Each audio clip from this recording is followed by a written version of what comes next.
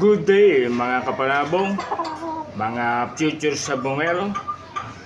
Magandang araw po sa inyo aking mga follower. Welcome back po sa ating channel. Sa video na ito,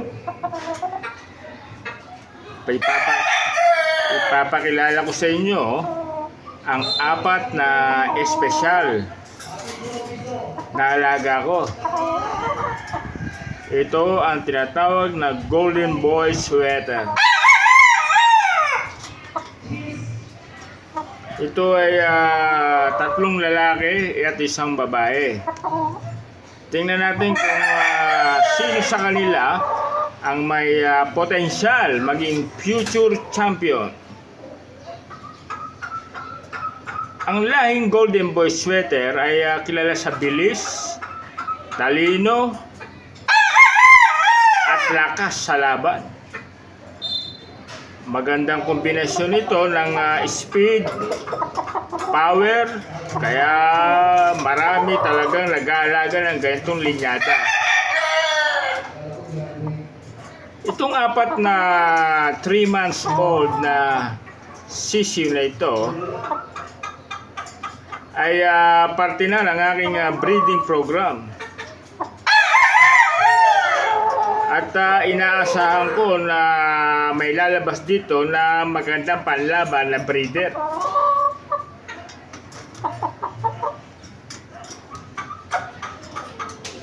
Ito ang unang lalaki. Kung mapapansin nyo,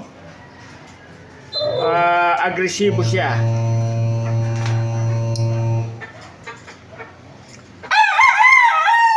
Kahit na bata pa, 3 months old pa lang, maganda na ang kanyang tindig at alerto.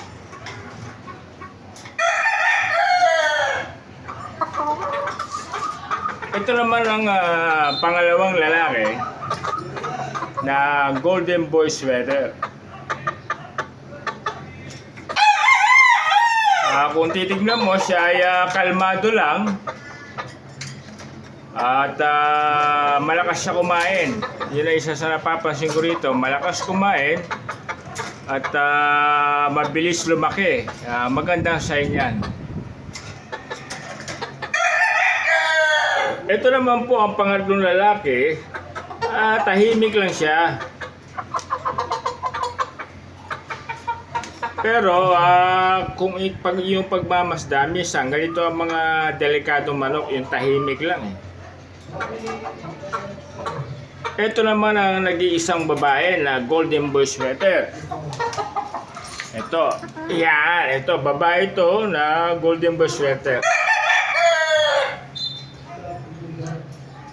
Importante din siya sa aking breeding program sapagkat siya magiging ina ng mga gagawin kong future breeder.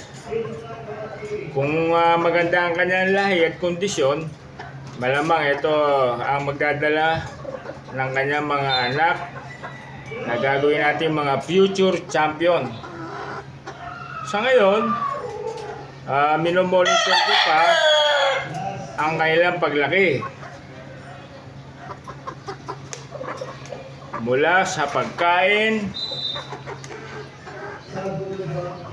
sa kanilang kilos at galaw.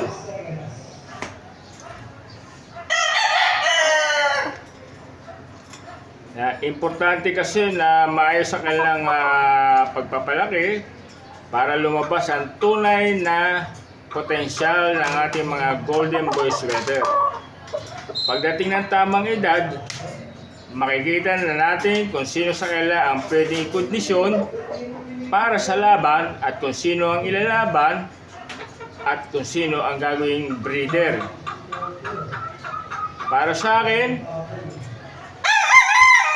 hindi lang ito basta alaga, parang pamilya ko na rin sila. Lalo na ngayon na pinaghirapan ko silang alagaan mula sisiw pa lang. Kaya umaasa ko na isa sa kanila ang magdadala ng magandang resulta sa future. Kung nagustuhan nyo po ang aking video, video. Huwag niyo pong kalimutang mag-like, mag-comment at mag-subscribe sa aking channel. Maraming salamat at magkita-kita tayo sa susunod na video.